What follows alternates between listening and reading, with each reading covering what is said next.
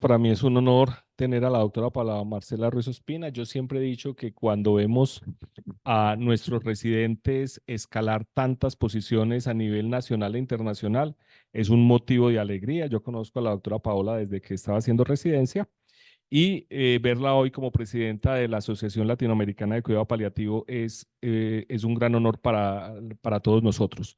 La doctora Paula Marcela es médica internista y geriatra de la Universidad de Caldas. Tiene posgrado en cuidados paliativos Palium en la Universidad Salvador de Argentina. Tiene maestría en cuidados paliativos en la Universidad Valladolid de España. Tiene una maestría en curso de cuidado paliativo en la Universidad Antonio Nariño. Es la líder de la unidad de cuidados continuos y soporte oncológico del CES Hospital de Caldas. Es líder del programa domiciliario de cuidados paliativos y atención al paciente crónico en Vivesalud Eje Cafetero. Expresidente Asocupac y actualmente presidente de la Asociación Latinoamericana de Cuidados Paliativos.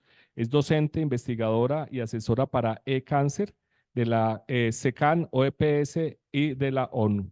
Muchas gracias, doctora Paola, por darnos estas conferencias tan interesantes. Bueno, no, de antemano muchas gracias a todos.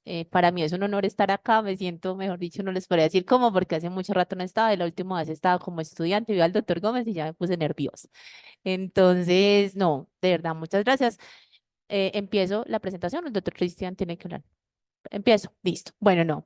Entonces yo, aparte de a título personal, darles la oportunidad por estar acá a nombre de todos los paliativistas, yo creo que toda América Latina les agradezco porque que ustedes quieran entender un poquito qué es el cuidado paliativo es muy importante para nosotros. Esta diapositiva se la robé al doctor Cristian una vez en una presentación y realmente así nos ven a veces, o sea, como que nosotros estamos tratando de, en pacientes que ya no tienen una oportunidad, donde hacer ciertas cosas ya es muy fútil, estamos tratando como de hacerle ver a la gente, venga, la muerte no necesariamente es mala, a veces llega a mitigar cosas que ya no son solucionables y lastimosamente en la medicina moderna, con tanta tecnología a disposición, a veces vemos la enfermedad, pero no vemos al paciente. Entonces, digamos que hay como esa disintonía entre lo que estamos haciendo realmente hoy con tanta tecnología a la mano y lo que realmente necesitan nuestros pacientes. Pero también está el otro lado, donde generalmente hablan de cuidado paliativo y recuerdo las palabras del doctor Santa Cruz que decían que a él le decían el doctor de la Santa Cruz en la Fundación Santa Fe y que inicialmente lo llamaban solamente cuando ya alguien se iba a morir, o sea, ya últimas horas de vida y generalmente las demás especialidades como la medicina interna, la geriatría misma, aunque uno no lo quisiera, oncología y otros decían como no, pues es que ya no hay nada que hacer por usted, váyase para cuidados paliativos. Y la idea de hoy es que después de que hablemos este ratico, entendamos que lejos estamos de ese concepto hoy en día en el mundo del cuidado paliativo moderno. Entonces digamos que los cuidados paliativos llegan en un contexto general de equipo, pero hablemos desde el área médica a solucionar varios problemas que tenemos en la medicina moderna. El más importante, diría yo, es el fraccionamiento del paciente. O sea, lastimosamente, cada uno de nosotros va y ve el pedacito que le toca, el riñón, el corazón, el tumor, lo que sea, pero no hacemos ese abordaje y por eso, como geriatra, siempre aprendí que desde la geriatría los geriatras tenemos que ser paliativistas natos. El geriatra tiene que saber mucho de cuidado paliativo y aporta a la geriatría del cuidado paliativo aporta esa visión global del paciente. Y lo otro muy importante es que no siempre podemos curar y curamos poquitas cosas. Y segundo, la muerte no es el fracaso de un proceso, pero también entender que los que trabajamos en cuidado paliativo no solamente vemos gente morirse, también vemos gente salir de procesos muy complejos y estar bien al lado de sus familias. Y yo creo que eso es como el plus que tenemos en este momento. ¿Por qué es importantísimo hablar de esto? El informe Lancet es un informe que hizo la Universidad de Miami y el Lancet Commission en relación a cuidado paliativo y en América Latina hay 56,8 millones de personas en general sufriendo. Entonces, cuando uno se pregunta, bueno, ¿y qué es sufrimiento? Pero es que miren que hay un concepto hoy en día que se utiliza en Naciones Unidas y es que hay un indicador fundamental en cuidado paliativo. Hasta hace 10 o 15 años, siempre el indicador o las atenciones en cuidados paliativos en el mundo se medían por equivalente a uso de morfina en los países. Esa era la medición. Hoy en día fuimos ya mucho más allá y es el primer mensaje que quiero que les quede y estamos hablando de medición en calidad de vida, impacto en calidad de vida. No necesariamente en años de vida, pero sí en calidad de vida. Y vino un indicador fundamental que lo medimos en el Lancet, que es sufrimiento humano asociado al cuidado de la salud. Cuando esto salió, todos los médicos empezaron a decir, ¿cómo así que sufrimiento? Y dijimos, sí, generamos mucho sufrimiento cuando hacemos más de lo que nos corresponde, pero también generamos mucho sufrimiento cuando no se pasan las interconsultas tempranas a cuidados paliativos y los pacientes tienen un montón de síntomas transcurriendo una enfermedad que no se va a curar y no hay una persona o un equipo humano allí para mitigar. En ese sentido, quiero hablar de estas dos personas. La primera es Cicely Sanders, que es fundamental para nosotros. Ella es una mujer inglesa que creó el primer hospice, que es el St. Christopher Hospice en Inglaterra, y es la madre del cuidado paliativo moderno como lo conocemos hoy. Y ella básicamente habló de un concepto fundamental que es el dolor total y nos dijo, las personas no sufren, solo sufren dolor físico, entonces se fue más allá del opioide. El cuidado paliativo no son solo opioides, que eso es como también otra creencia que se tiene. Dijo, el abordaje general, digamos que ella en ese sentido se pegó mucho al tema de la geriatría, ella fue trabajadora social, enfermera y luego estudió medicina. Hizo todo ese transcurrir en el proceso de enseñarnos el cuidado paliativo, como lo vamos a ver ahorita, como hoy lo conocemos. Y esta persona que también trabajó mucho, una persona que es cirujano, y el mundo de los cirujanos y otras especialidades también nos aportaron mucho, dijeron, el cuidado paliativo tiene que estar de manera temprana en todos los servicios. Y hoy yo creo que pues acaba de pasar ASCO y en esa reunión oncológica fueron muy claros de las cosas que para los paliativistas fueron un hito para nosotros en esta semana, es que todas las guías internacionales dijeron, abogamos por el cuidado paliativo temprano de los pacientes oncológicos. O sea, es necesario que casi que desde el momento de la sospecha del diagnóstico, ese equipo aparezca para que acompañe todo el proceso, aun si la curación es una posibilidad. Y en ese sentido, yo creo que me voy a centrar mucho en lo que está pasando en América Latina, pero también en Colombia al final. Y miren esto, Colombia, después de que Cicely Sanders dijo el cuidado paliativo no solo para gente muriéndose, el cuidado paliativo es de aparición temprana, tuvo la primera clínica del dolor de América Latina, con el doctor Tiberio en Colombia, en Medellín. Inicialmente fue una clínica de algología, pero él hoy en día todavía fue evolucionando hacia ese abordaje holístico. Entonces fue el primer país, el nuestro, en levantar la mano en América Latina y decir, venga, el cuidado paliativo integrado y fundamental para todos estos pacientes con enfermedades crónicas se necesita. Y ahí pueden ver en la línea de tiempo cómo todos los demás países de América Latina se fueron sumando. Hoy en día, Colombia, Argentina, Chile, y Brasil son tal vez las más grandes potencias que hay en cuidado paliativo e incluso se les compara con lo que hoy en día hace Inglaterra y hace España, que hacen muy buen cuidado paliativo para el mundo. Aquí está el doctor Tiberio. Y en este sentido, en los objetivos del cuidado paliativo, hago énfasis en mejorar la calidad de vida. Y eso es lo más importante. Nosotros muchas veces, a veces no somos tan entendidos porque no podemos hablar en términos de supervivencia o de tantos años o meses o días que va a vivir la persona, pero lo más importante para nosotros no es el tiempo, sino cómo lo va a vivir. Y ese es como el punto de toma de decisiones en donde acompañamos otras especialidades. Aquí está el doctor Salazar y él lo ha vivido con nosotros la oncología, la radioterapia oncológica, pero también la medicina interna, la neumología, la neurología, la psiquiatría misma, cuando hay que tomar decisiones en cómo va a vivir esta persona y qué son los síntomas que tenemos que entregar a mitigar. Y entonces, lo más importante es cómo ha cambiado la definición. La Organización Mundial de la Salud siempre nos ha dado definiciones de todo, ¿sí? Y cuando salió la primera definición en los 90, esa era una definición muy enfocada a final de vida y como a cuidados de final de vida, estaba en un contexto mucho de uso de opioides, de equivalentes de uso de morfina y de sedación paliativa. O sea, estaba muy ahí. Pero a medida que fuimos avanzando, todo el proceso se fue dando diferente y empezó todo el proceso, que esta es la definición de la cátedra CUIPALES en España, y empezaron a decir, venga, el cuidado paliativo es para la enfermedad crónica, avanzada, evolutiva en el tiempo, que no se va a curar y que puede ser interrecurrente, o sea, va a vivir incluso meses o años, pero el paciente va a tener muchos crisis y síntomas que necesitan ser tratados. Es de evolución progresiva y básicamente estamos hablando de un pronóstico de vida limitado, pero no estamos diciendo que se va a morir a los 3 meses como se pensaba antes o máximo 6 meses. O sea, si usted piensa que hay ir más de eso, entonces no es tributario de cuidado paliativo y esto no es tanto así.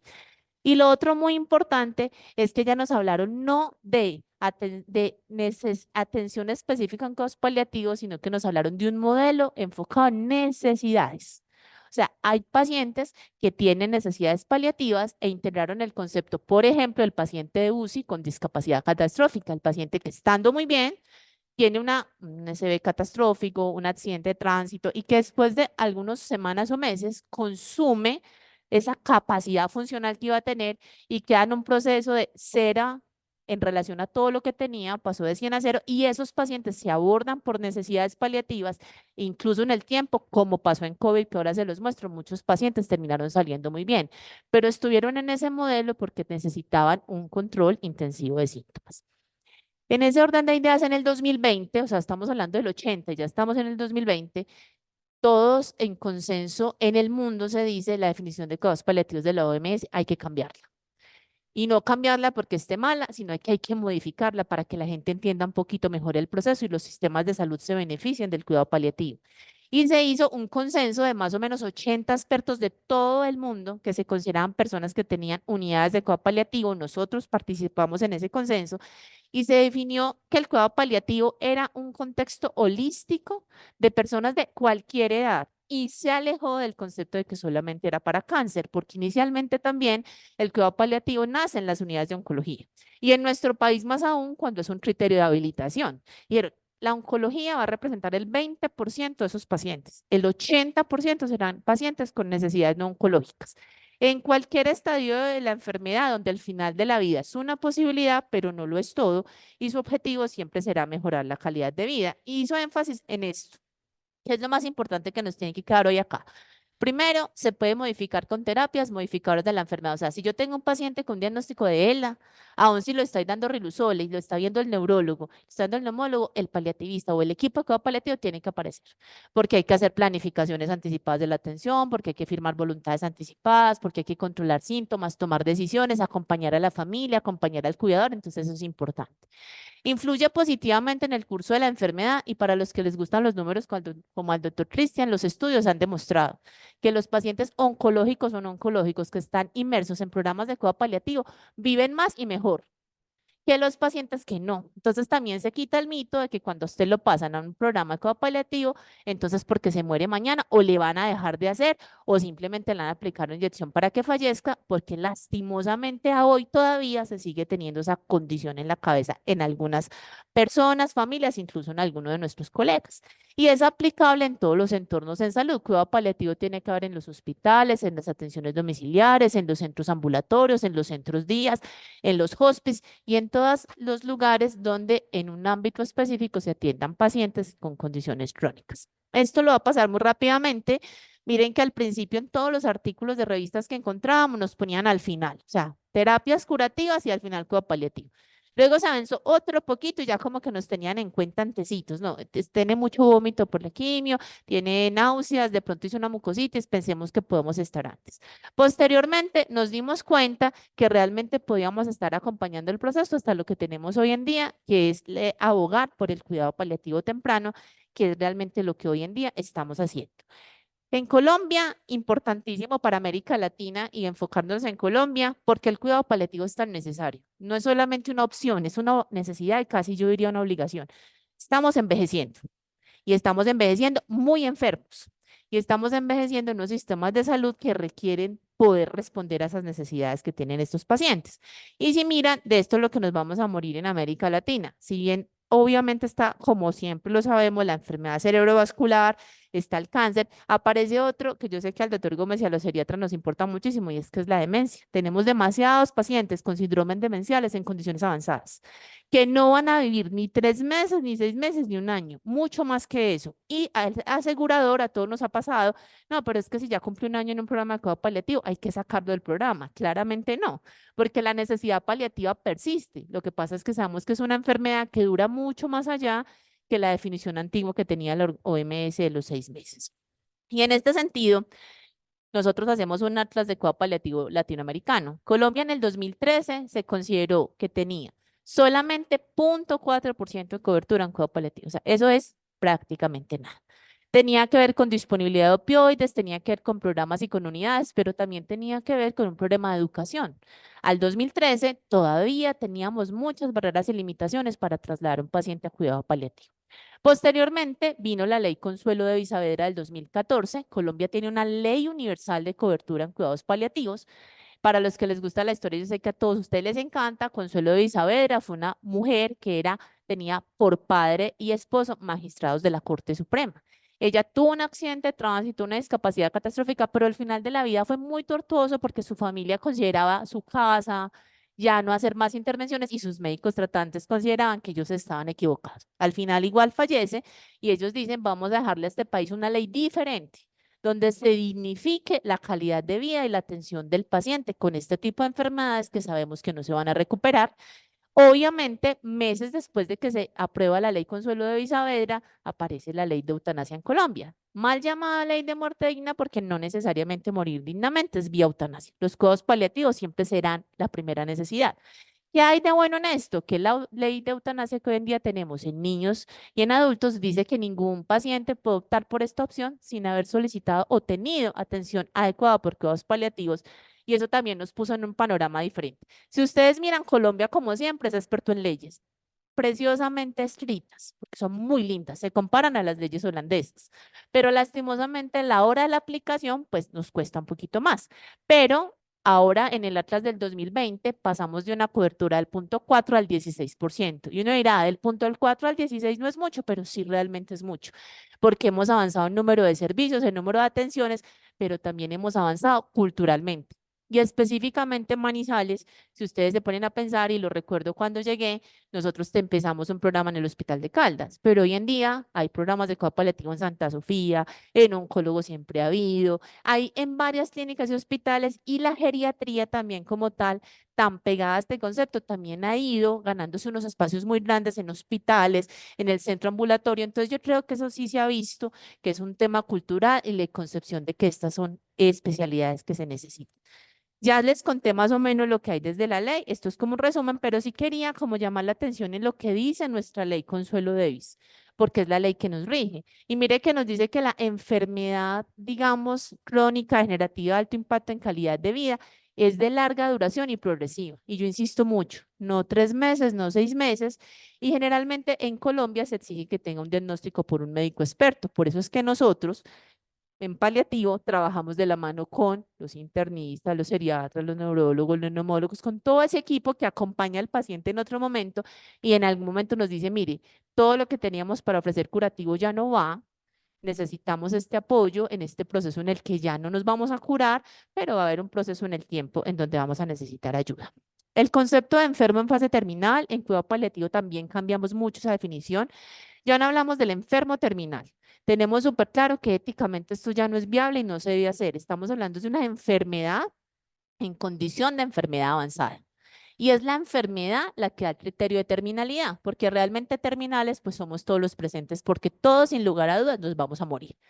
¿Cuándo y cómo? No sabemos. Entonces, por eso la terminalidad se la quitamos a esos pacientes, les decimos están en condición de enfermedad avanzada y pudiesen ya estar hablando a un momento de final de la vida, que se considera el final de la vida como los últimos 3 meses de estos pacientes, donde también hubo un cambio drástico, porque cuando uno hablan de final de vida, todo el mundo se imaginaba se va a morir en 2, 3 días. Ya le llegó la hora y probablemente no, y por eso muchos se van a atención domiciliaria a tener un tiempo de calidad con su familia. Algo súper importante, el cuidado paliativo es obligatorio no solo para Colombia, Naciones Unidas, Organización Panamericana de la Salud, Agencia Internacional para la Energía Atómica, muchas de las entidades que trabajan en oncología y en enfermedades crónicas o enfermedades huérfanas lo dijeron, es que fortalecer el cuidado paliativo y la Asamblea Mundial de la Salud lo reiteró.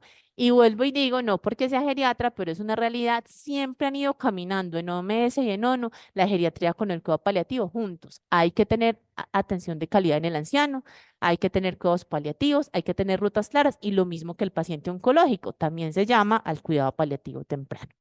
La OMS también nos dice hay que trabajar con Naciones Unidas juntos en esa accesibilidad a cuidados paliativos.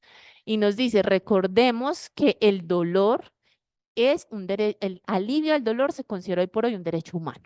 Y si el alivio del dolor es un derecho humano y hablamos que el cuidado paliativo moderno habla del concepto de dolor total, donde no solamente es un dolor físico, sino un dolor en todas sus categorías, pues el cuidado paliativo se vuelve, vuelvo y digo, una obligatoriedad y no lo decimos nosotros, lo dicen todas las agencias internacionales, las locales y todo lo que estamos haciendo para América Latina.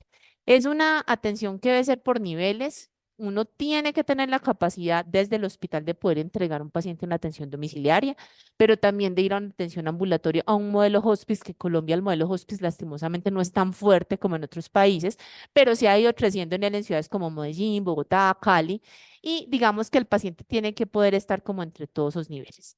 Voy rápidamente en aras del tiempo para poder cumplir con la gente la agenda, como mostrarles un poquito qué tiene Colombia en este sentido. Entonces, lo primero, nosotros nos estamos muriendo en Colombia, como en toda América Latina, de crónicas no transmisibles. Y las enfermedades crónicas no transmisibles son las más susceptibles a cuidado paliativo, aunque hay algunas agudas que son obviamente susceptibles en discapacidad catastrófica, por ejemplo. Pero en ese sentido, por eso, toda la ruta de atención en Colombia para cuidados paliativos, toda, le pertenece en el Ministerio a Enfermedades Crónicas No Transmisibles. Ellos son los que nos hacen todos los lineamientos y todos los seguimientos. Tenemos ley nacional de obligatorio cumplimiento, donde dice que el aseguramiento universal debe estar asegurar la atención de cuidados paliativos en cualquier nivel en todo el territorio colombiano, pero solo se cumple para el 16% de nuestros pacientes, generalmente con todas las limitantes que tiene, por ejemplo, en las ciudades apartadas. Tenemos programas nacionales, estamos trabajando en él. Las dos asociaciones que hay de cuidados paliativos están trabajando fuertemente en ese proceso en Colombia y esperamos que para el año 2025, dentro de la política también de todo el tema Plan Decenal del Cáncer, esto aparezca como una realidad. Somos el país de América Latina que más experiencia tiene en cuanto a especialización en posgrado en lo que se refiere a cuidado paliativo. Obviamente haciendo una claridad que debe entenderse muy bien. En Colombia, cuidado paliativo está pegado de las clínicas de dolor porque la especialización dice especialización en medicina del dolor y cuidados paliativos. Entonces tenemos un número importante de algólogos que se dedican al intervencionismo del dolor, que eso es como su quehacer más grande, y un número más pequeños de personas que se dedican al cuidado paliativo en general. Esto se está tratando de mitigar en el país y estamos tratando incluso en la Universidad de Manizales, vamos muy adelante con ese tema, en ese proyecto de tratar de tener especializaciones un poco más clínicas y menos de intervencionismo, porque obviamente el cuidado paliativo no es solamente dolor, el cuidado paliativo es muchísimo más global porque el dolor es uno de 20 o 22 síntomas que un paciente puede tener. Estamos trabajando en esto. Ya tenemos una ley que dice que es de obligatorio cumplimiento la cátedra de cuidado paliativo en enfermería, psicología, trabajo social y medicina. Lastimosamente, eso depende de la autonomía universitaria y hemos trabajado en concientizar a las universidades que en pregrados en cátedras de cuidado paliativo, porque es que pensemos, ¿a qué médico general no se le va a morir un paciente? ¿A qué médico general no se va a enfrentar a una familia difícil con un paciente al final de la vida y no le damos unas clases juiciosas en la mayoría de comunicación asertiva, cómo dar malas noticias? ¿Y quién no va a salir a ejercer la medicina con pacientes ancianos, muy enfermos, con enfermedades crónicas que no se van a curar? Entonces, digamos que tenemos claro que es una necesidad y estamos trabajando. Los equipos en cuidado paliativo en Colombia han crecido, pero seguimos siendo muy limitados y muy concentrados en las ciudades. Y nosotros acá en Manizales, y eso sí se lo reconozco a todo mi equipo, incluido el doctor Cristian que está acá, según el Atlas, en Colombia somos la única unidad de cuidado paliativo multinivel, la unidad más grande del país. Pero en América Latina, como nosotros, hay otras dos, que es la del Albert Einstein y la del Hospital Sirio Libanés en Brasil. Y digamos que lo que ha hecho eso es que específicamente el eje cafetero haya crecido mucho en estos conceptos y que por eso pensemos que universidades como la de Caldas o la de Manizales tienen que en un tiempo muy corto considerar esas cátedras de pregrado y el posgrado inclusive, porque es una necesidad sentida para la región. En cuanto a prestación de servicios, si ustedes miran, en el Observatorio Colombiano de Cuidado Paliativo, Caldas ha crecido muchísimo. Antes, cuando nosotros llegamos, y Cristian ahorita me dejará decir que no es así, si hacíamos una fórmula de morfina, era lo del mundo.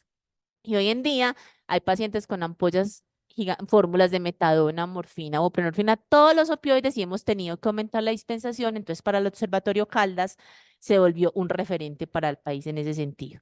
Hemos tratado de aumentar para el país en general la disposición de opioides porque nos siguen midiendo en ese sentido, todavía nos quedamos cortos.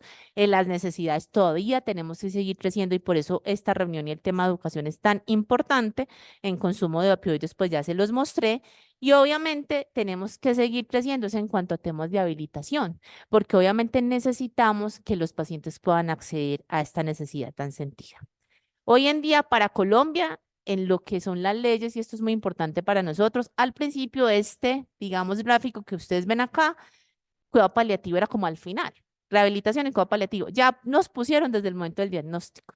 O sea, Colombia ya dijo, hay que abogar por el cuidado paliativo temprano y eso es fundamental para nosotros. Esta estrategia es española, rápidamente se las paso, es la estrategia en Nepal, es la manera como abordamos las necesidades paliativas de los pacientes, no es del caso, pues porque esto no es un tema de venir a mirar enfermedad por enfermedad, pero sí quiero rápidamente que miren cómo en general en todos los sistemas, pulmonar, renal, hepático, las enfermedades neurológicas, las enfermedades huérfanas, la demencia, son tributarios de recibir este tipo de atención y muchos de nuestros pacientes quedan limitados a recibirla porque hay algunas barreras de pensamiento pensando que se van a cuidados paliativos, se van a morir. Entonces eso es importante pues como traerlo a colación.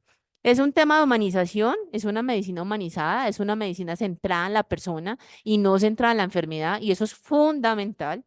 Trabajamos siempre en equipo, a veces no estamos de acuerdo, con el doctor Tris lo vimos a veces, pero lo hablamos, lo negociamos, lo hablamos con el oncólogo, con el nefrólogo, con el neumólogo, y entre todos llegamos a tomar la decisión que es mejor siempre poniendo al paciente como persona en el centro y a su familia alrededor, porque la familia es supremamente importante acá. Al final de cuentas, ellos van a acompañar, ellos van a cuidar y también se vuelven tomadores de decisiones. Aquí me devuelvo y creo que es vocacional. Nadie trabaja en cuidado paliativo por obligación. O sea, no pueden llegar al turno y decirle al internista, a usted hoy le tocó el turno de cuidado paliativo. No, o sea, eso tiene que nacerle a uno, pero además tiene preparación. Es una ciencia que requiere ser preparado, una asistencia continua y todos los equipos que trabajan con nosotros tienen que tener un grado de educación continuada importante. Estas son algunas fotos de los servicios, básicamente con un enfoque en toma de decisiones, pero hoy en día en un sistema de salud que adolece tanto, sí que toma importancia este tema de lo que es la equidad en salud. El cuidado paliativo no habla generalmente de justicia, y con la doctora Natalia lo hemos visto, hablas de equidad, a cada persona lo que le corresponde, lo que sea que eso corresponda, incluso a muchos les corresponde una cirugía gigante, quimio, radio, a otros probablemente ninguna de las anteriores, pero muy buena atención domiciliaria. Digamos que es entender a quién le corresponde qué, y eso es una tarea de los equipos. Esto solamente por ponerles el ejemplo, el COVID también nos ayudó mucho a sensibilizar en cuidado paliativo. Porque cuando vino el COVID y empezó a morirse tanta gente al mismo tiempo, nuestros intensivistas nos tuvieron que decir, venga, nosotros no estábamos acostumbrados a que esto pase así. ¿Cómo se aborda a estas familias? ¿Qué vamos a hacer con estas familias que se les están muriendo personas que ni siquiera pueden ver? Y empezamos a ver que si bien el paciente de COVID probablemente no se iba a morir algunos, pues tenían disnea, tenían dolor y tenían síntomas emocionales con la familia incluida que nosotros podíamos llegar a acompañar. Y yo creo que eso también nos ayudó mucho para que se sensibilizaran otras especialidades. Entender que esto es un tema de salud universal. Donde quieran en cada uno de lo que publicó todo el tema OMS o OPS, hablaron de todo el tema de las enfermedades, los momentos en que se atienden, las dimensiones, en todo el cuidado paliativo se transversalizó. Entonces también es muy importante que no es algo creado acá, no es un cuento que alguien le dio por decir, no, es realidad, es una realidad para el mundo y en eso se está trabajando no solo en América Latina, sino en general. Y obviamente ya para terminar, lo más importante de esta frase me encanta y es que no hay nada por hacer. El cuidado paliativo no está hecho de no hay nada por hacer. Al revés, tal vez no hay nada para hacer para curarlo, pero hay mucho por hacer para acompañarlo, para estar ahí, para ayudar a tomar decisiones, para acompañar otras especialidades, a otros colegas y entender que, digamos que hay que entenderlo diferente, porque en cualquier momento incluso nuestra propia familia o nosotros mismos vamos a necesitar cuidados paliativos y quisiéramos poderlos tener y de muy buena calidad. Básicamente, eso era pues lo que les quería compartir en aras del tiempo. Muy bien.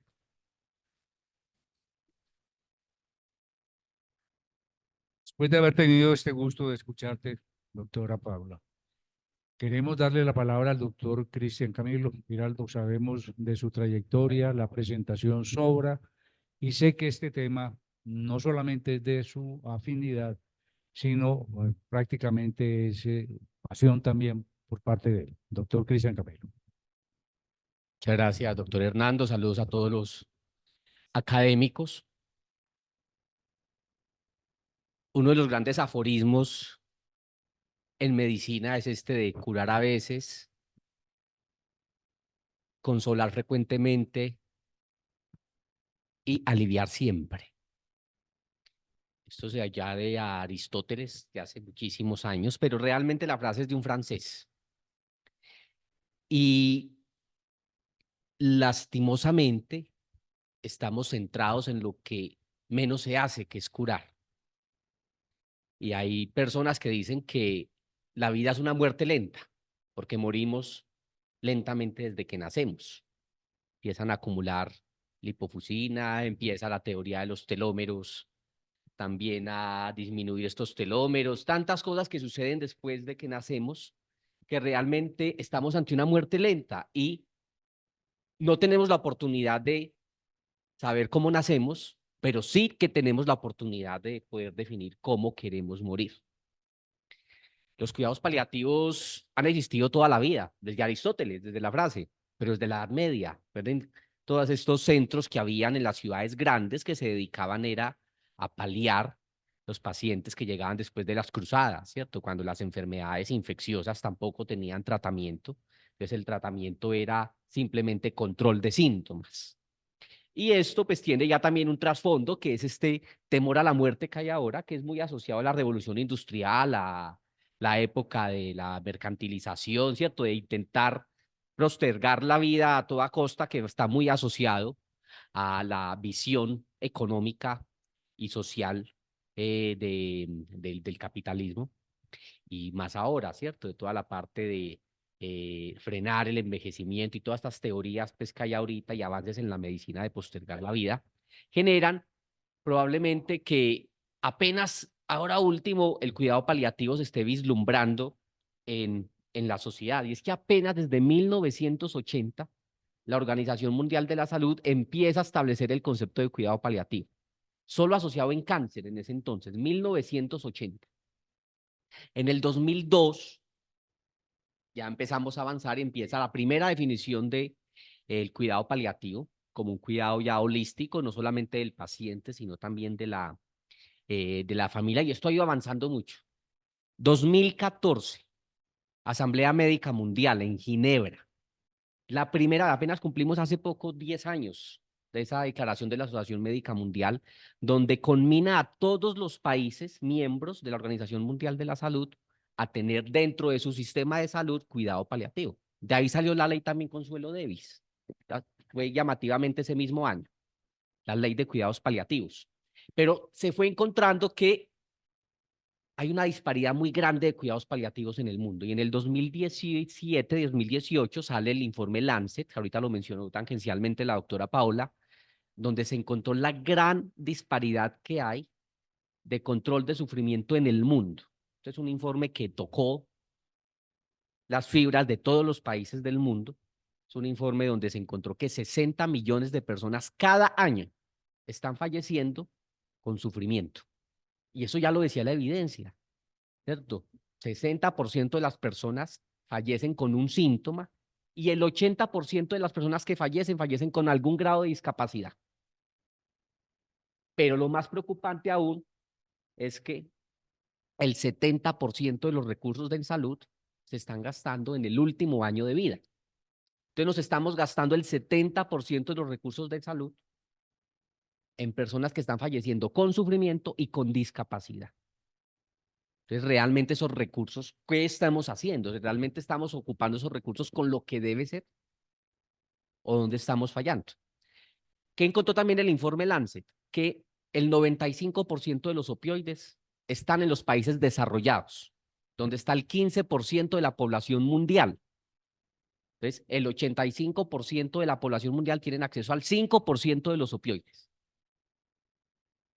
Y obviamente, la disparidad en cuanto a supervivencia y mortalidad en enfermedades oncológicas y no oncológicas entre países desarrollados y subdesarrollados también es muy amplia.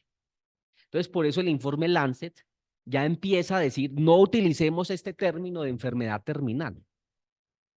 No hablemos de enfermedades crónicas, avanzadas, irreversibles. Y ya empieza a añadir una definición muy bonita que es el sufrimiento grave asociado a la atención en salud. Sufrimiento grave asociado a la atención en salud. 2018. Y eso ya llevó a que la Organización Mundial de la Salud en el año 2020, la Asociación Internacional de Cuidados Paliativos, actualizara la definición de cuidados paliativos de la del 2002 a la del 2021, donde ya no habla de enfermedades avanzadas o terminales, sino de pacientes con enfermedades o sufrimiento grave asociado a la atención en salud. Y ya se empieza a abarcar ese término de paliar, ¿cierto? Porque hablamos de paliativo es paliar. Y que la paliación no incluye solamente al final de la vida, porque hay muchos pacientes que fallecen puede que con no enfermedades terminales, pero fallecen sufriendo. Y hay expertos o programas que pueden ayudar a ese control del sufrimiento, aún sin estar en enfermedad avanzada o enfermedad mal llamada terminal en este momento. La Organización Mundial de la Salud ya empieza también a moverse con este término y en 2002 saca unos indicadores para medir a los países sobre qué tanto han avanzado en cuidados paliativos y establece unos indicadores y también conmina a todos los países a que cumplan estos indicadores. Y ahí empezó ya Colombia a legislar muchas cosas. Por ejemplo, año 2022, Colombia ya pone dentro de sus leyes que todas las facultades de medicina deben tener formación en salud, perdón, ni siquiera medicina, enfermería, todas las facultades de salud deben tener dentro de su pensum, no un programa, pero deben tener dentro de su pensum formación en cuidado paliativo para cumplir uno de los indicadores que establece la Organización Mundial de la Salud. Y también, ¿qué pasa en nuestro país? De las 52 facultades de medicina, solamente 5 tienen en su pensum algo relacionado con cuidados paliativos. 5 de 52. Entonces, hay un problema desde la formación también bien importante que genera obviamente ese temor o ese rechazo al paciente que tiene ese tipo de enfermedades con sufrimiento grave asociado a la atención en salud. Entonces, ¿en qué estamos ahorita? Estamos en ir aumentando varios frentes, ¿cierto? Desde la parte de la educación, pero también desde la disponibilidad de medicamentos. Ahorita la doctora Paola decía algo muy cierto, tenemos que salirnos de la morfina. Y el mismo informe Lancet propone un paquete de medicamentos para el alivio de los principales síntomas. Entonces incluye antidepresivos, esteroides, analgésicos aparte de los opioides, antisecretores por los pacientes que tienen muchas secreciones al final de la vida, benzodiazepinas, es decir, un grupo de medicamentos que ellos recomiendan que deben estar en todos los países disponibles para el control de estos síntomas de pacientes con enfermedades con gran sufrimiento asociado a la atención en salud, ¿cierto? Que es como uno de los términos más importantes y que probablemente se irán actualizando en la definición de cuidados paliativos de las diferentes leyes que hay. Tenemos mucha legislación, no solamente desde la ley de cuidados paliativos, tenemos también ya resoluciones del ministerio donde para habilitar una institución de tercer nivel, habilitación de hospitales de tercer nivel deben tener procedimientos y personas con formación en cuidados paliativos. No tiene que ser especialista, pero por lo menos una persona que tenga algún grado de formación en cuidado paliativo y una guía o procedimiento para manejo de estos pacientes. Entonces ya se está empezando a popularizar, ¿cierto? También desde la parte de habilitación de los médicos, ya se exige dentro de los requisitos para entrar a trabajar a todos los médicos que tengan un curso de dolor y cuidado paliativo. Entonces ya estamos hablando, estamos avanzando en que conociendo que hay un déficit en la formación, pues que ya los graduados tengan que tener estas competencias para poder ayudar a estos pacientes. Y evidentemente, lo mencionaba ahorita la doctora Paola, el 20% de las personas, de los fallecimientos es por cáncer. El 15% por enfermedades agudas, accidentes de tránsito, violencia. El 65% están falleciendo por enfermedades crónicas no oncológicas.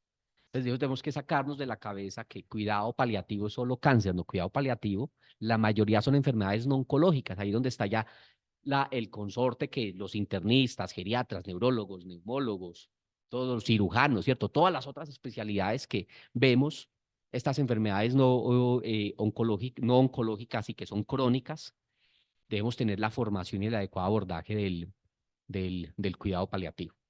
Creo que la invitación a todos los compañeros académicos, a los honorables colegas, es que tengamos por lo menos en la cabeza ese enfoque, ¿cierto? El enfoque de control de síntomas, más allá del enfoque curativo que sigue siendo fundamental, ¿cierto? El paciente puede estar en una terapia curativa, pero tiene un síntoma, ¿cierto? La quimioterapia da síntomas que hay que controlarle al paciente. Los dolores posoperatorios en cirugías mayores dan síntomas que hay que controlar en el paciente. La disnea en el paciente con EPOC, con falla cardíaca, hay que controlarla a medida que van funcionando los inhaladores y la terapia de falla cardíaca. ¿cierto? El paciente con demencia, tenemos que controlarle las agitaciones, los delirios, los trastornos de deglución, todo eso que ayuda a que no solo el paciente, sino la familia y la sociedad tengan una adecuada percepción de este proceso de fallecimiento, porque gran parte también del temor a la muerte es del temor a la muerte con sufrimiento.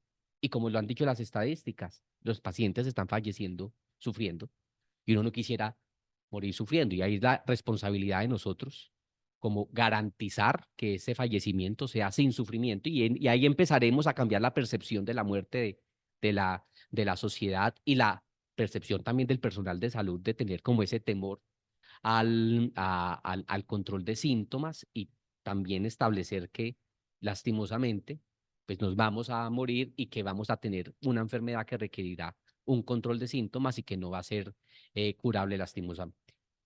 Eso era todo, doctor Hernando. Muchas gracias a todos por la atención. Excelente, doctora Paola, doctor Cristian Camilo, no solamente su presentación, sino su comentario.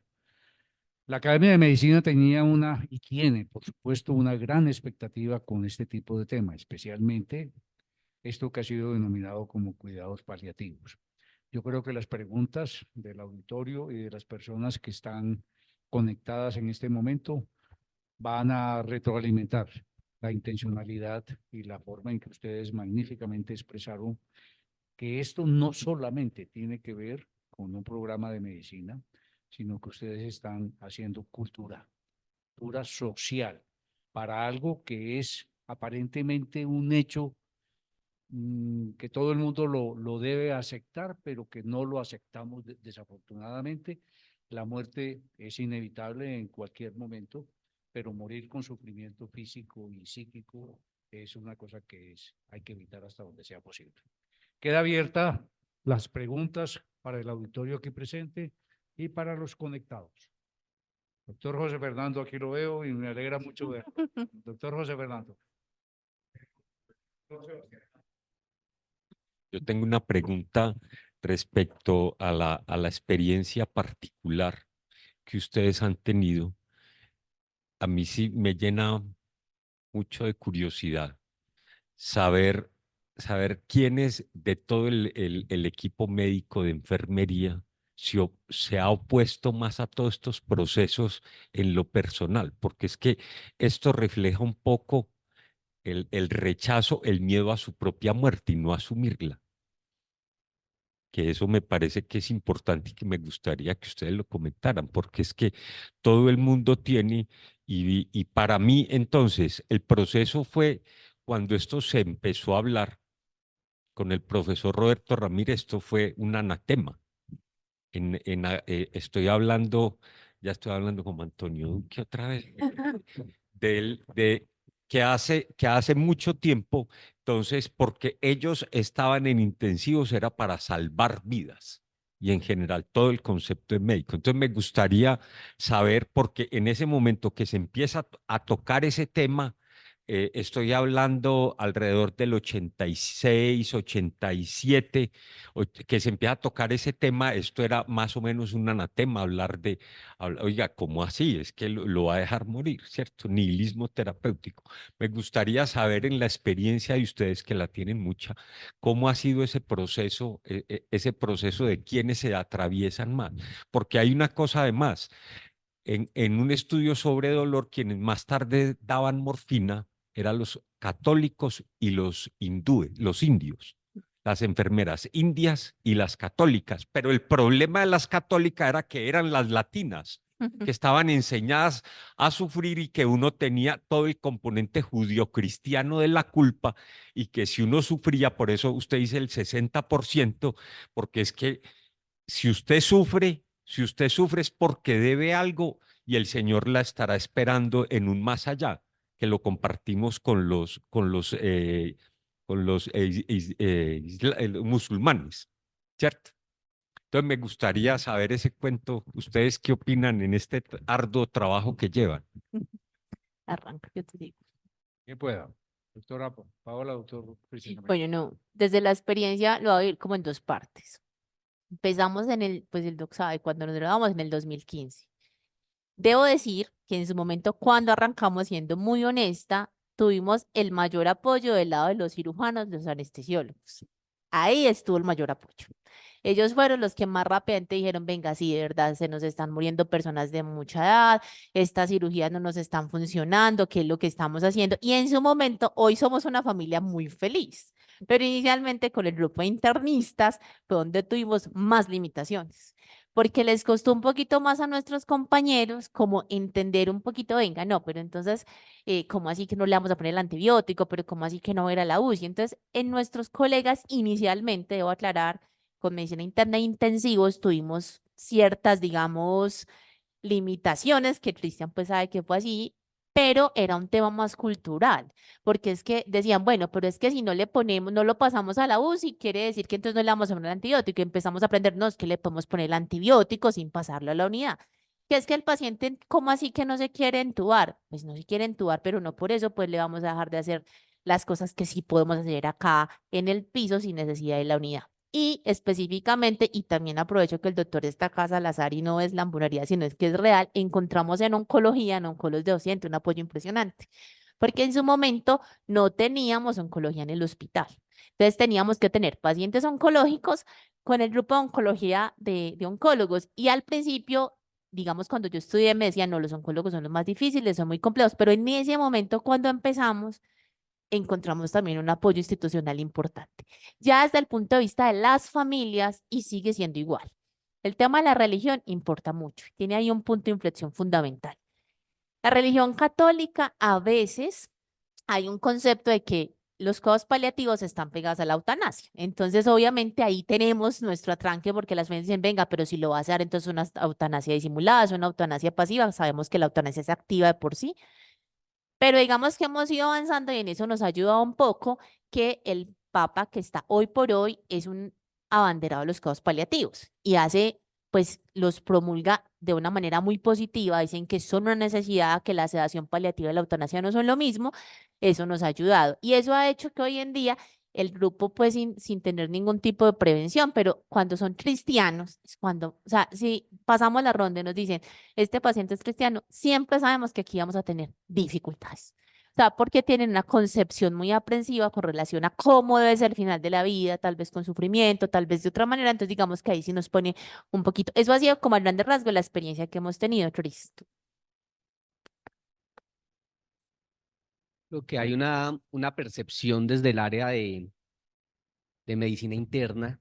Entonces, hay un adagio de los cirujanos, ¿cierto? Que casi que el mejor cirujano es el que no opera, ¿cierto? O el que sabe decir cuándo no opero. Pero en las áreas clínicas ese adagio no existe, ¿cierto? Antes lo que buscamos y la forma en que nos forman a los clínicos es cómo vamos a dar más medicamentos para poder controlar ese síntoma y qué dice la evidencia en cuanto a qué más hacerle al paciente para poder controlar su enfermedad.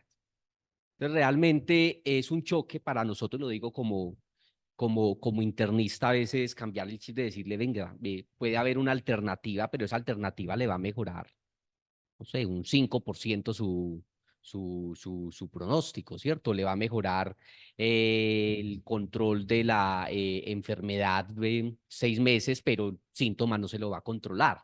Entonces, nosotros cambiar ese concepto desde la formación de la parte de medicina interna es complejo y cambiarnos el chip diferente, ¿cierto? Porque, por ejemplo, el geriatra quita medicamentos, ¿cierto? Baja dosis de medicamentos. El internista antes pone medicamentos, ¿cierto? De hecho, ahí les doy la invitación de una charla que tengo por ahí de polifarmacia en el área de medicina interna. Les quedo ahí a disposición por si les interesa. Y desde la parte de las religiones, la maestría que estamos haciendo actualmente la doctora Paola y yo, hicimos un análisis bien interesante sobre la percepción de eutanasia, sedación paliativa y cuidados paliativos en las diferentes religiones del mundo. ¿Y cuál fue el consenso? La mayoría, por no decir todas las religiones del mundo, están en contra de la eutanasia. La religión católica casi que sería de las únicas, y todo lo que ya de pronto con algunas protestantes, en la sedación paliativa. Pero todo lo que es judaísmo, los musulmanes, los hindúes no están de acuerdo en la disminución del estado de conciencia en el proceso de fallecimiento. No están de acuerdo. Entonces, efectivamente, es cuando estas religiones, y nos han llegado algunos poquitos Poquitos, sí. pacientes, donde le decimos, le colocamos entonces morfina, puede que no le controle completamente el síntoma, pero no le podemos poner benzodiazepinas para disminuir el estado de conciencia, porque ellos ven de esa relación como espiritual de estar viviendo todo ese proceso de fallecimiento como una forma de seguir la vida siguiente, pues que en la que ellos, en la que ellos creen. Hemos tenido monjas y sacerdotes con sedación paliativa, sin ningún problema la aceptan, ¿cierto? Y hay un video muy bonito del Papa Francisco donde habla de la sedación paliativa, ¿cierto? Es donde él dice, esto no acelera ni retrasa la muerte va a suceder cuando Dios lo considere. La opción está en si usted quiere vivirla sufriendo o sin sufrimiento. Y es lo que hace la sedación paliativa. La muerte llega, ni la retrasa ni la adelanta. Llega cuando debe llegar, pero el paciente está dormido como en una anestesia. Yo les digo mucho a los pacientes, ¿cierto? Cuando usted está en quirófano usted el anestesiólogo no lo mata con la anestesia. Usted no siente, pero sigue sus signos vitales normales, tal cual sucede en la sedación o cuando le hacemos una endoscopia o cuando llega un paciente con una agitación en urgencias por sustancias psicoactivas, lo sedamos, no lo matamos. Eso es lo que hace la sedación paliativa y eso es lo que muchas religiones están de acuerdo sin llegar pues, al concepto de eutanasia. Hablando, doctor José Fernández, de la parte médica. Desde la parte de enfermería no hemos tenido tanto problema, a excepción de las auxiliares con el temor del opioide, ¿cierto? Porque si le pongo el opioide, entonces le baja la frecuencia respiratoria, la saturación y les da susto. Eso es algo como de comunicación y explicación.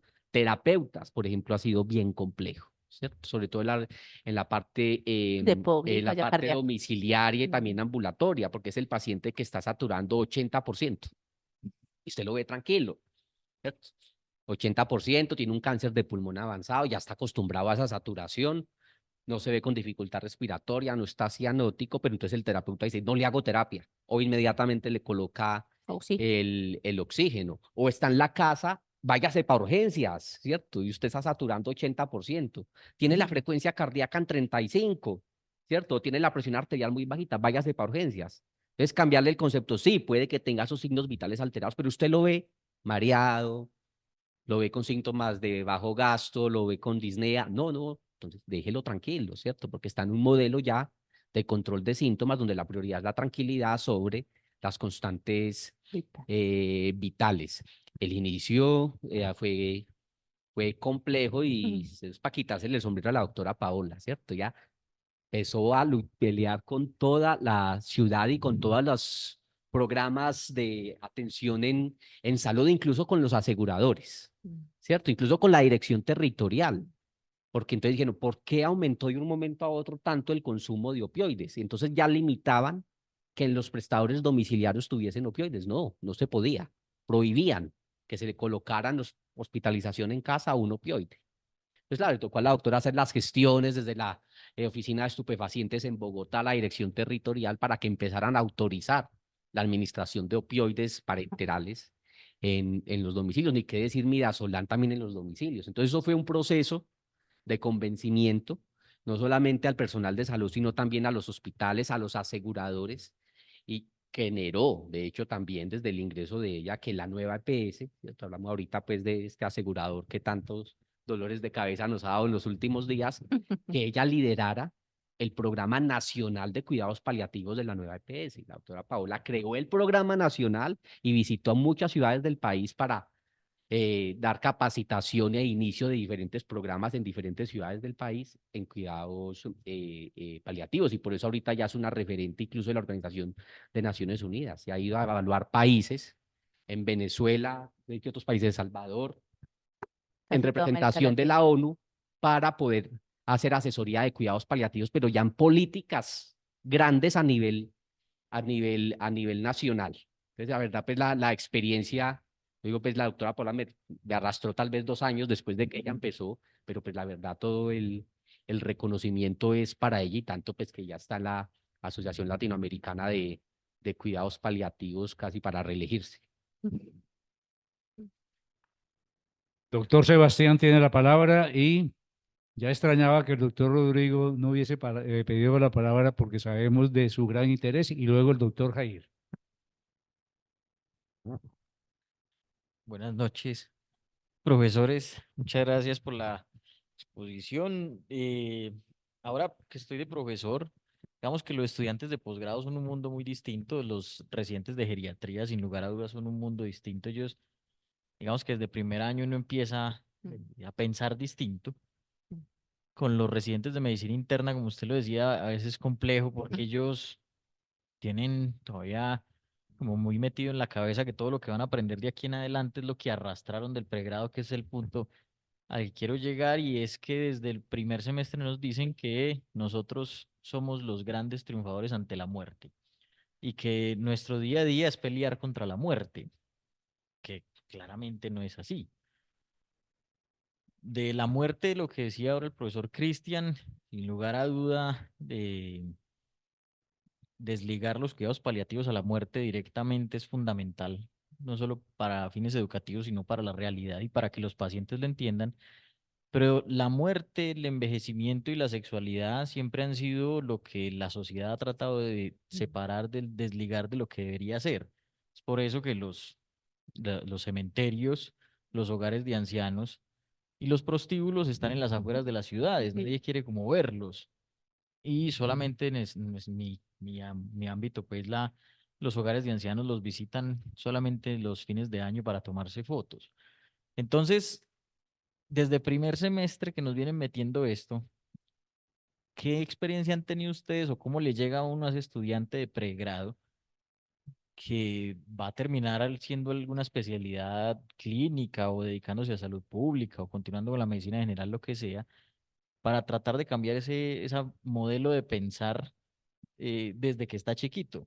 Que también veía lo de la recomendación pues mundial y lo de Ascofame, educación en cuidados paliativos en pregrado, y pues uno ve muchas recomendaciones de qué es los temas que se deben dar, pero muchos terminan siendo manejo de disnea, manejo de náuseas, pero no cambia la forma de pensar sobre la muerte desde chiquitos. ¿Qué han visto ustedes o qué les han contado que nos puede ayudar?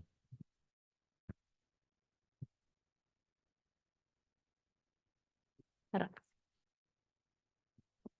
Lo que hay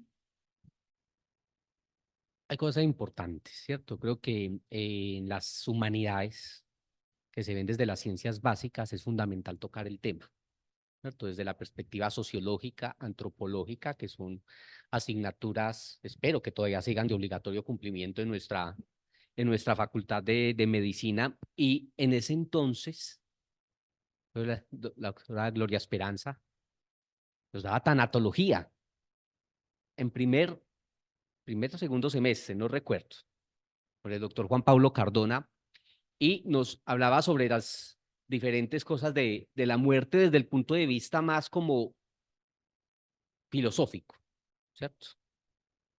¿Qué creo yo que falta? Son cosas del currículum oculto, ¿cierto? Que tanto se habla de pedagogía. Y nosotros podemos hacer ese abordaje desde las partes de humanidades y de ciencias básicas, pero si nuestros profes en el currículum oculto vemos que tiene esa concepción que tanto tenemos nosotros los internistas de luchar a toda costa contra la muerte, pues va a ser muy difícil. Entonces yo creo que ahí lo fundamental es, ¿cierto? Pongámonos de acuerdo con nuestros docentes sobre esos aspectos del currículum oculto que incluso pesan más que lo que hacen las asignaturas y que lo que se aprende en las asignaturas, pero también poder ofrecer, ya cuando hay una madurez mental, académica, en los últimos semestres de medicina, una asignatura, ojalá práctica, en el tema. Yo creo que abre mucho el campo. En el Hospital de Caldas hemos tenido experiencias bien interesantes con los internos, ¿cierto? Donde llega el interno y para el interno es un choque muy grande, ¿cierto? Y no ver nada, ver ya en su rotación de internado ese enfoque de sedación paliativa, de manejo al final de vida, y ellos lo van calando y a uno ya le preguntan rurales, efectivamente, profe, ayúdeme con esto.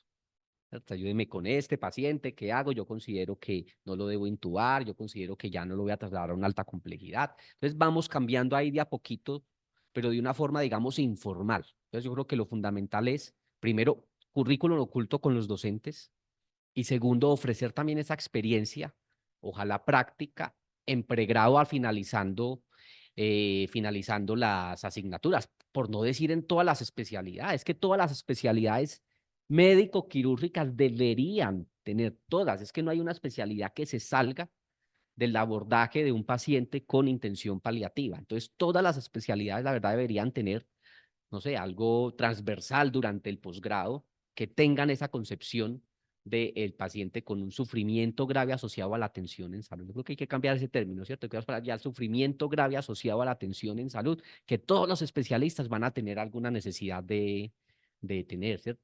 Acá, todos los que digo, ¿cierto? Vértigos crónicos, ¿cierto? Talgias que no se controlan, ¿cierto? No decir por la parte de anestesiología, ortopedia, esos síndromes dolorosos regionales complejos que hacen los pacientes que tuvieron tantos traumatismos en cadera, esas artrosis que no se logran controlar. Entonces, la verdad, por todas las especialidades debería existir este abordaje formal, pero también desde el currículum oculto, insisto, que es más a mediano o largo plazo, ¿cierto? Que obviamente cambiar esa concepción en los profes es muy difícil, ¿cierto? Entonces yo creo que es primero la parte formal y después de que logremos desde la formalidad, probablemente después, en décadas, lograremos que dentro de ese currículum oculto, ya el estudiante desde que empieza sus prácticas va a tener ese enfoque paliativo.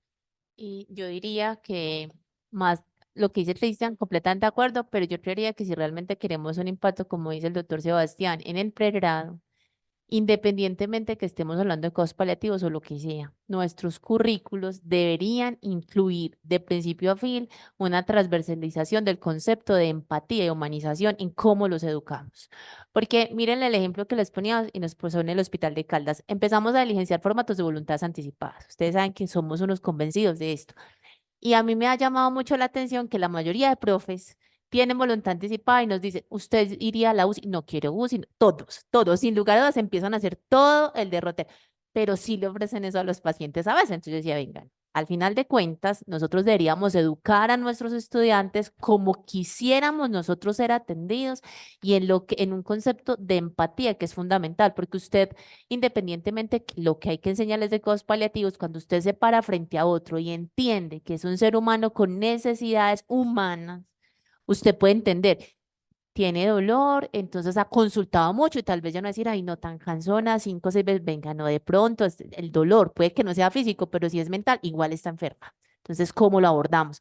Este paciente que hay que tomar decisiones, pero entonces que la familia use y que si no, entonces no haríamos cosas como esperar en urgencias, un paciente que médicamente sabemos que no tiene indicación de una UCI, pero entonces no, hay 6 hijos, levanten la mano cuántos quieren que lo entuben, cuántos no, y si ganaron 5, pues lo entuban. Ese tipo de cosas tienen que ver es como la manera como educamos a esos estudiantes de pregrado que entiendan que están atendiendo a seres humanos iguales que ellos y a veces, lastimosamente, en medio de la academia y todo, que es fundamental, todo el tema científico, los estudios, las investigaciones, tenemos que poner un poquito de eso transversalmente y la manera de cómo nos comunicamos, porque muchas veces el problema de nosotros es la manera como decimos las cosas. Ejemplo, y eso en cuidados paliativos nos pasa mucho, y los estudiantes de pregrado nos llaman la atención sobre eso. Es que pasó el especialista X, el hijo a la familia, que obligatoriamente había que hacerle este procedimiento. Pero luego vino el especialista número 2 y dijo, no, ¿cómo se va a hacer eso si se va a morir? Y luego vino el número 3 que dijo, no, pues lo que ustedes decían. Entonces, ese tipo de comunicaciones, cómo se los mostramos, cómo los abordamos, con o sin cuidados paliativos, es fundamental y eso yo creo que también tenemos como que incluirlo en esa manera. Cada uno lo hace a su manera, cada uno les enseña con lo que tiene, porque eso es lo otro, uno enseña y uno piensa, el doctor Gómez lo dijo ahorita, con lo que uno lleva y lo que uno tiene, pero sí tener como unos conceptos generales durante toda la carrera de comunicación asertiva, de empatía, el tema de las malas noticias, del abordaje del paciente complejo, las familias difíciles, que uno se las va encontrando durante todo el proceso. Yo creo que eso también es muy importante. Bueno, buenas noches, doctora Paola. Muchas gracias. Y por anticipado, porque nos va a ser un final de vida, creo que adecuado para todos. No, esto es importante en el sentido de que cuando existen personas pioneras en ramas de la medicina como estas, nosotros nos vamos a ver abocados a que en algún momento la utilicemos, y más los que estamos convencidos de los beneficios de los cuidados paliativos y de las otras cosas que existen a su alrededor. A ver, yo tenía una pregunta con respecto a los documentos de voluntad anticipada, pero usted se me anticipó con la respuesta en este momento, entonces pienso que la podemos dar por hecha, ¿sí? Aunque pues tiene mucha, uno quisiera como escuchar cuáles han sido las experiencias que ha tenido el CES Hospital de Caldas con respecto a voluntades anticipadas y cómo ha sido, digamos, la facilidad de las personas de acceder a esto, a la información y cómo lo han tomado y cómo ha llegado a que esto tenga feliz término.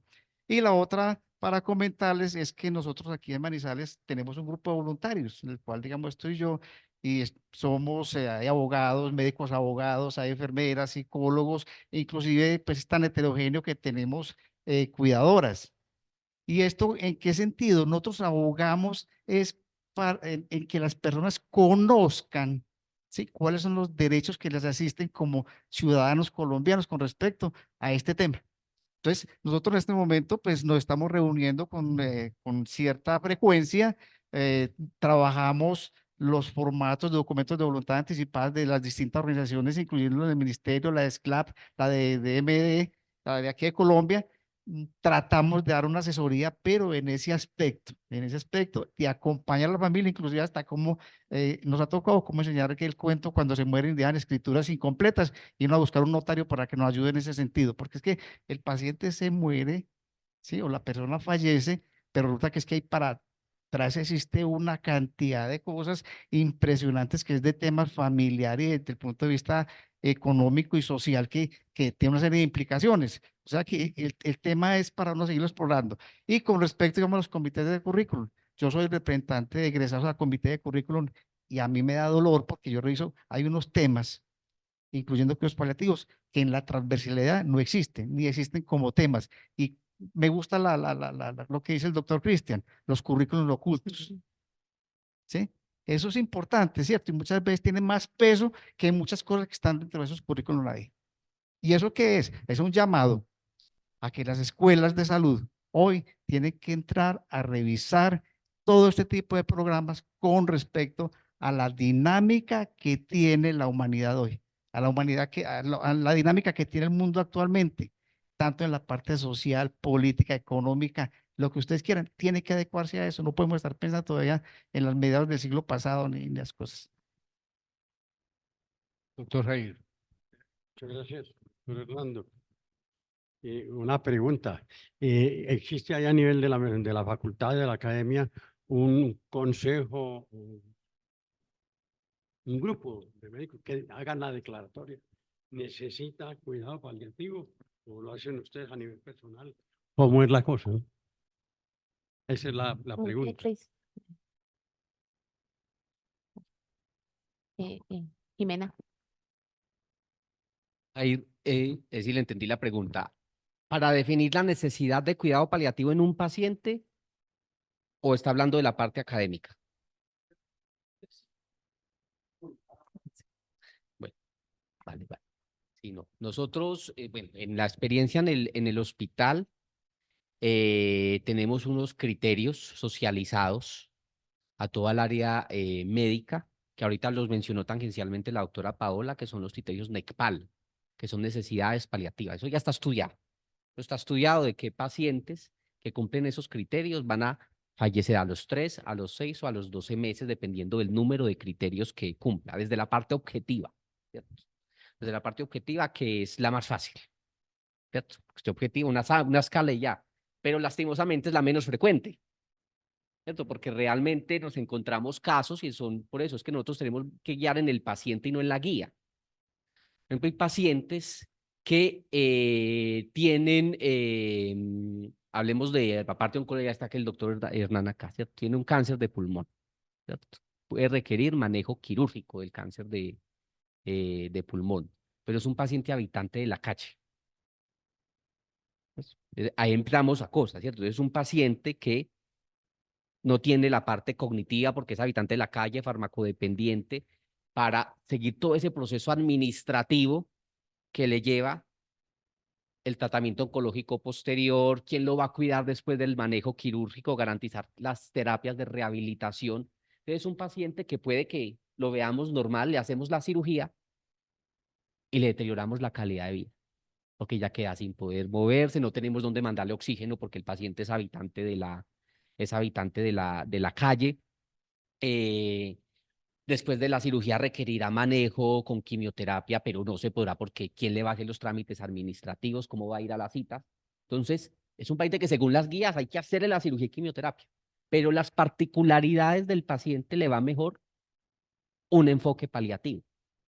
Entonces, ahí es donde entramos a algo que es el menos común de los sentidos. ¿Cuál es? El sentido común. Entonces, nosotros nos centramos a la guía dice esto, y hacemos la lista de chequeo, pero ese paciente, ¿qué quiere el paciente? Y volvemos a lo del currículum oculto, ¿cierto? Nosotros nos forman para no hablar con la familia, que a nosotros nos forman para no hablar con el paciente. Todavía estamos en esa medicina de hace 100 Paternalista. años, medicina totalmente paternalista, donde era lo que dijera el médico y el paciente también. Por eso el nombre de paciente, pues lo que usted diga, doctor, yo me lo hago. Ahorita la medicina es muy diferente, ahorita le controvierten al médico, ahorita el paciente estudia, se informa. Entonces ya tenemos que pasar de esa medicina que es lo que yo diga y si no es lo que yo digo, pues entonces alta voluntad y váyase, señor paciente, a tener que ya explicarle al paciente todas las alternativas y que entre todos se tome una decisión. Porque a veces nos enredamos en un vaso de agua. Es un paciente que estamos discutiendo exámenes, a ver si lo operamos, no lo operamos, miremos la parte cardíaca, pulmonar y le preguntamos al paciente, no, doctor, es que yo no me quiero operar, me da mucho miedo. Y empezamos a hacer exámenes y cosas y no preguntarle lo más básico al principio. ¿Cierto? Pasa mucho en ortopedia. Ese dolor en la cadera lo mando donde el ortopedista o le controlo el dolor. Pues, doctor, mándeme al ortopedista, ¿usted se va a hacer operar? No, doctor, yo no me hago operar, se hace infiltración. Entonces, ¿para qué? Entonces, empecemos el manejo analgésico y no agotemos esa instancia, recursos en salud y citas que están tan escasas, por no preguntarle lo más común y básico al paciente es hasta dónde quiere llegar con su con su, con su enfermedad. Y a veces aún pacientes con enfermedades curables. Nos pasa también, curables. Y el paciente dice, no quiero hacerme nada, pues nos toca respetar al paciente y hacer un modelo paliativo porque el paciente, en su respeto de autonomía, no quiere hacerse nada.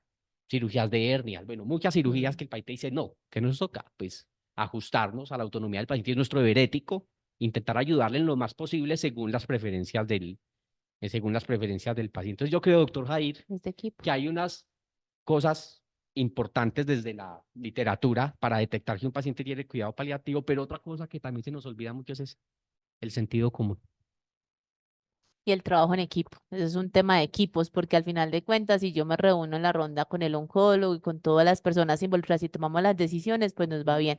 La doctora Natalia García quería hacer un comentario. La doctora Natalia, le vamos a dar la palabra. Doctor Jair, por favor, concluya para que le demos la palabra a la doctora Natalia. Bueno, más corto. En mis primeros años yo hice mucha medicina familiar.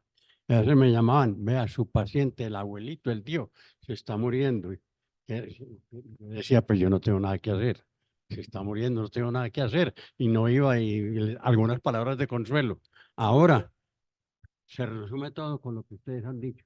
Manejo de síntomas y apoyo al paciente.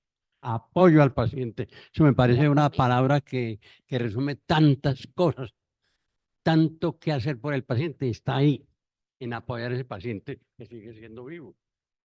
Por supuesto, ¿no? Muchas gracias. Gracias a usted, doctor Jair. Doctora Natalia tiene la palabra.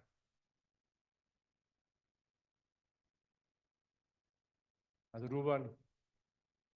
Jimena. Hola, buenas noches a todos y a todas. ¿Me escuchan? Sí. Ok, bueno, un saludo muy especial a la doctora Paola, al doctor Cristian.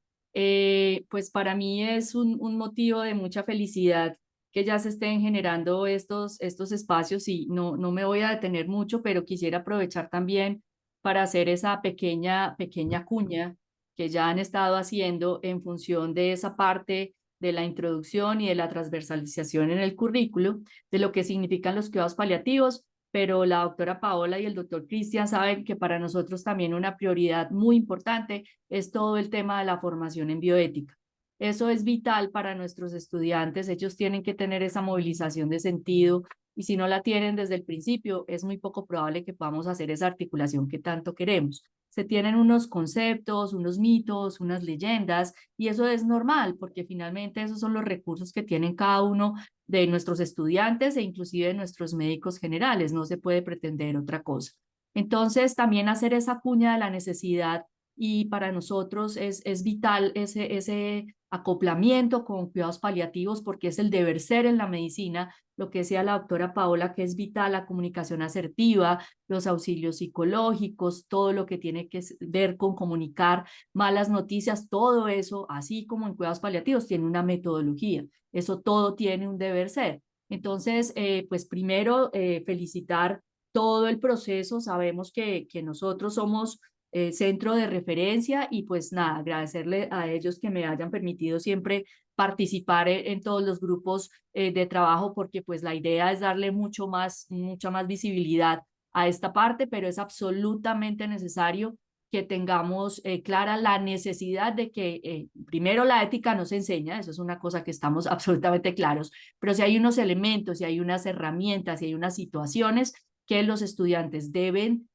pasar, deben vivir para poder comprender la magnitud de lo que significa ese cuidado y algo también, otra cuña que yo sé que lo tienen muy claro la doctora Paola y el doctor Cristian, y es precisamente ese concepto de los cuidados paliativos tempranos. Creo que eso es también una de las consideraciones importantes, ese entendimiento de esos cuidados paliativos tempranos desde el momento en que se hace un diagnóstico de una condición que muy probablemente sepamos que se puede convertir en una enfermedad crónica progresiva e irreversible. Desde ese momento, el acompañamiento con las familias, con el paciente, creo que ahí es un plus y pues bueno, me encanta que se estén dando estos escenarios y creo que debemos seguir en esta línea y pues por eso quería plantearles también el acompañamiento con la parte bioética que es fundamental en todos estos momentos con el paciente y sus familias. Muchas gracias.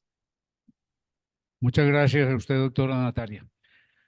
Bueno, doctores, de verdad que muy contentos de haberlos tenido aquí con nosotros, doctora Paola, doctor Cristian. Cuando una necesidad se va transformando en prioridad, ¿de acuerdo? Todo el proceso alrededor de esa transformación es precisamente la labor que debemos hacer. Ya está identificado plenamente que es una transformación cultural. Cultural no solamente en el entorno de los profesionales de la salud, que es importante, que no es fácil, sino también en el entorno social.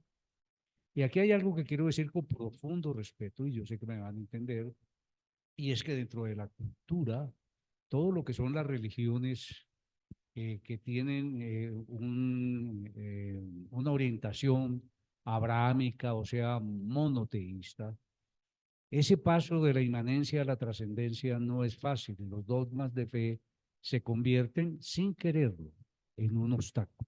La estrategia clara de esto creo que se la acabo de escuchar y me alegró mucho al doctor Jair.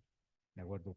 Debemos, de acuerdo, buscar la estrategia que en un momento dado se respete profundamente esos dogmas de fe que permiten la inmanencia y la trascendencia, ¿de acuerdo?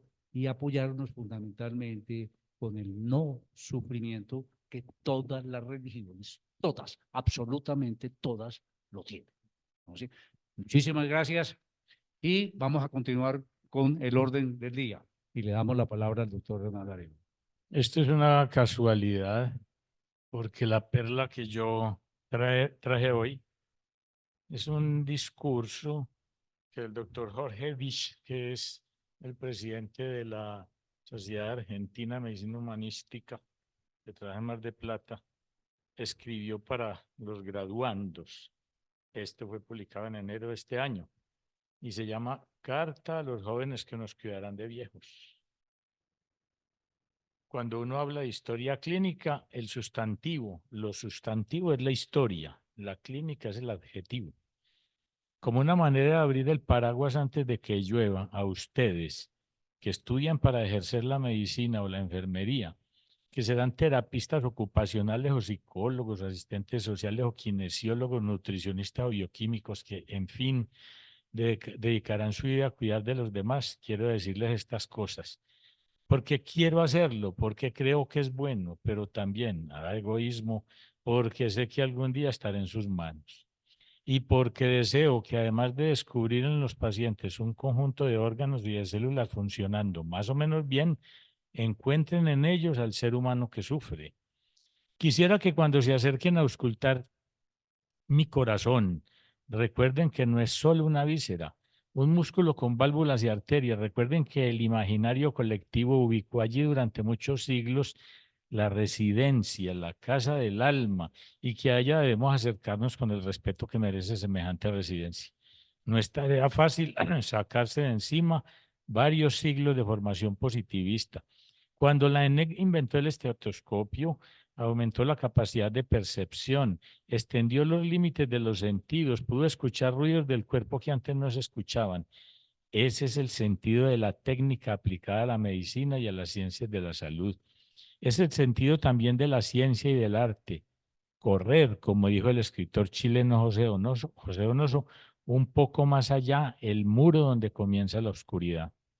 Este estetoscopio, llámalo ecografía, radiología, tomografía, resonancia o lo que en un futuro se invente, agudizó nuestra capacidad de percibir, pero interpuso entre el paciente y el médico un objeto, un instrumento. Desde entonces el médico no pondrá su oreja en la espalda o en el pecho del paciente. Comenzará una distancia que hoy se siente ya como muy larga.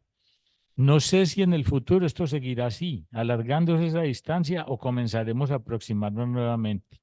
Solo deseo que lo tengan en cuenta, que nosotros, los que trabajamos con la enfermedad y la salud, como todos los seres humanos, nos constituimos como personas en nuestra relación con los demás, que justamente estas profesiones nuestras que nos enfrentan cotidianamente con el dolor, el sufrimiento y la muerte, tiene su contracara, esa inmensa felicidad en darnos la posibilidad de comunicarnos con otros en su parte más sincera y más profunda, de tocarlos, de acariciarles la cara, de tomarles la mano. Esa es una gracia que nos fue dada y es la gran riqueza de nuestra tarea. Un médico trata con personas, con seres humanos. Un ser humano es mucho más que una enfermedad o que un órgano enfermo. El gran médico norteamericano William Williams fue también uno de los mayores poetas del siglo XX y una vez le preguntaron cómo podía él conciliar las dos disciplinas. Dijo que cuando escribe, escribe sobre el ser humano, que esa era su sustancia, el sentido de su poesía, pero que cuando ejercía la medicina en su consultorio, ahí enfrente, tan cerca suyo, estaba él.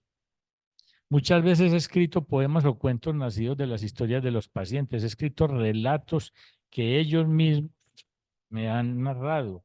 Les he robado de algún modo sus historias para devolvérselas después traspuestas lo más poéticamente que he podido. Y muchas veces me agradecieron esa licencia que me había tomado. Y lo que yo creo que me agradecen, de eso estoy muy seguro, es estar aprendiendo a mirarlos de un modo más abarcador, porque recuerdo ahora una enseñanza del maestro Francisco Pago Maglio. Cuando uno habla de historia clínica, el sustantivo, lo sustantivo es la historia, pero la clínica es el adjetivo. Por todo eso, creo que uno debe acercarse al conocimiento con humildad. La ciencia es una de las formas de acceder a él. Otra de las formas es el arte. Ese muro se corre un poco con la ciencia y un poco con el arte. ¿Qué es lo que queda del hombre a través de los siglos? Ya voy a terminar. Queda por una parte su descendencia, quedan sus hijos y queda su obra, la ciencia y el arte, la cultura, todo aquello que ha construido. A través de ello conocemos, nos conocemos, ampliamos nuestra mirada, lo hacemos más extenso y más profundo. Y eso que aprendemos a conocer está todos los días ahí enfrente nuestro, con su cuerpo, con su mente, con su historia y su cultura, con sus pasiones, sus penas y esperanzas.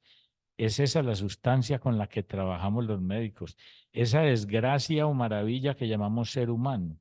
Otro concepto que en defensa propia y ajena quiero transmitirles es el fundacional del término medicina. Medicina viene de medeor, que significa cuidar, y el medeos, el médico, es el que cuida. El cuidar es mucho más que curar, lo abarca, lo incluye, pero no es solo eso. Si cuidamos, curamos, prevenimos, rehabilitamos, acompañamos, consolamos. Y aunque muchas veces no podemos curar, cumplimos nuestra función haciendo lo que cuidar implica. nos convertimos en personas que ayudan a cuidar a otra persona. Y recordemos que enfermar es desde el punto de vista antropológico perder la oportunidad de elaborar proyectos. Una de nuestras funciones es ayudar a esa persona a conservar sus proyectos, a que una enfermedad no lo enferme, no se convierta en el centro de su vida, no le impida en lo posible hacer lo que quiere hacer y ser lo que quiere ser. Para terminar, todas estas ideas forman parte de una lucha muy desigual. Muchas veces me siento perdido de perder. No obstante, conservo la esperanza y por eso esta carta para ustedes de que algún día entendamos los profesionales de la salud que es muy pobre la mirada sola de la ciencia para conocer y entender el mundo y también, ¿por qué no?, para cambiar. Excelente y va de la mano con lo que acabamos de escuchar realmente. Muchas gracias a todos, que descansen, ¿de acuerdo? Y nos volveremos a ver en las actividades ordinarias de la academia.